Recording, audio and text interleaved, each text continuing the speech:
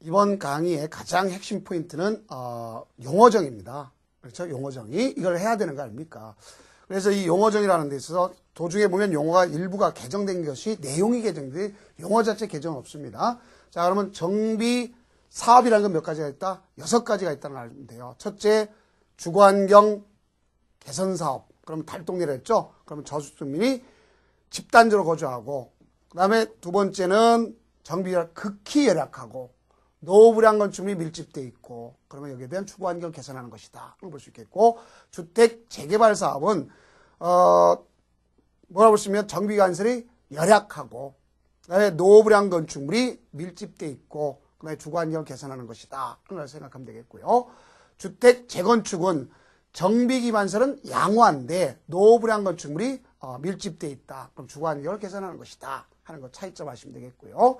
도시환경 정비사업이 있습니다. 그 도시환경 정비사업은 주거지역 개념이 아니라 상업지역과 공업지역에 대해서 도심, 부도심에 대한 것에 대한 것으로서 도시기능회복과 상권의 활성화, 그래서 도시환경을 개선하는 것이다. 알 수 있겠고요. 그 다음 우리가 주거환경관리사업이 있어요. 주거환경관리사업은 단독과 다세대 주택이 이루어졌는데요. 거기에 대해서 노후불량 건축물에 관한 개념이 있는 게 아니라 그 개념은 아닙니다. 정비 기반시설과 주민의 공동이용시설을 확충하자는 얘기입니다. 그래서 기존의 것을 갖다가 뭐라 해도 보존도 하고 정비도 하고 개량하겠다는 얘기입니다. 이것이 바로 뭐라고 볼 수 있으면 주거환경을 개선하겠다는 것이 주거환경관리사업이에요. 그래서 이건 안국동 같은 뭘 생각하라 했어요. 제가 그 한옥 같은 거 생각하라 했죠.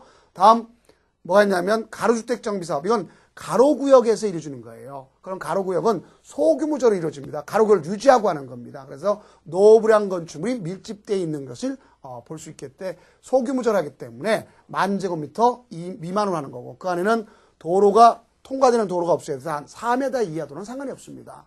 그래서 거기 있는 걸 기점으로 한다면 얼마를 갖다 기점으로 할 거냐. 노후불량 건축물의 수가 전체의 3분의 2. 그럼 거기면 단독도 있을 수 있겠고 공동이 있을 거야. 합쳐서 20 이상이면 된다. 볼 수 있겠고요. 노후불량 건축물 중에서 다른 것보다도 뭐가 있다고 보시면 도시 미관을 저해해서 또 노후화로 인해서 가져가는 것 중에서 구적 결함이 있다. 조례가 정한다 그랬는데 20년 이상이라고 돼서 조례가 정한다 그랬지만 상한이 없었어요. 그러다 보니까 예전에 진 것을 본다면 주차장 문제라는 게 주민의 불편이 너무 심한데 언제 할지 모른단 말이야. 그래서 20년 이상 30년 이하 상한선을 규정했다는 거 꼭 명심해 두시면 바라요. 그다음에 정비 기반시설과 뭐가 있어요? 주민의 공동이용시설 구별해야 되겠죠? 정비 기반시설을 연상하면 돼요. 도로, 상하수도, 학교용지, 주차용지 이런 걸 갖다 공동구.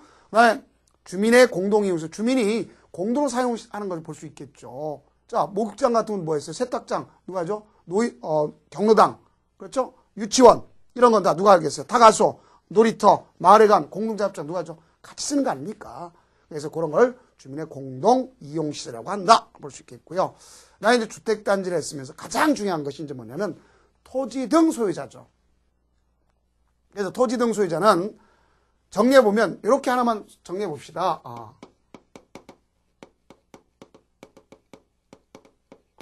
토지 등 소유자는 세 가지로 분류할 수 있어요. 그러니까 우리가 주거환경 개선사업,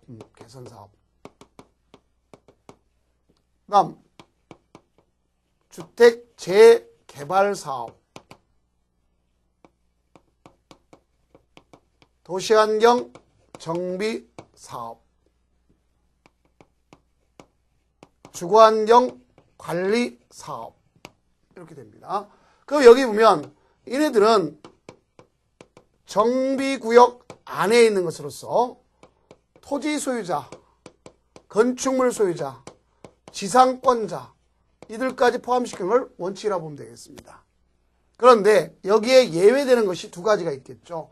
첫째는 주택 재건축 사업. 그럼 주택 재건축 사업은 정비구역 안뿐만 아니라 정비구역 바깥에까지 이루어진다. 그런 걸 볼 수 있겠고요. 그러면 여기에 의한 것으로서 여기는 건축물 소유자 토지 소유자 이들만 되지. 누가 없다? 지상권자가 없다를 하시면 되겠고, 다음 가로주택 정비사업은 가로주택 정비사업 있잖아요. 그럼 이 가로주택 정비사업의 경우는 가로구역에서 하는 거죠. 가로구역에서 한다. 그러면서 건축물 소유자, 토지 소유자, 지상권자도 포함시키는 거구나. 이렇게 하시면 되겠어요. 요게 키포인트적 개념에서 설명되는 거고, 특히 우리가 가로주택 정비사업의 경우에 본다면 도시 주거환경 정비 기본계획, 정비계획, 정비구역, 그 다음에 조합설립 추진위원회 자체가 필요가 없다는 걸 배웠습니다. 네, 마지막으로 뭘 갖다면 도시 및 주거환경 정비 기본계획에서 정부가 해야 될 것, 국토장관이 해야 할 것은 10년 단위로 수립하고 운영한 타당성 검토하는 기본 방침이 있다. 이것만 이해하시면 되겠습니다. 그럼 이제 다음 강좌는 기본계획, 정비계획, 정비구역 이걸 나가도록 하겠습니다. 고생 많으셨습니다.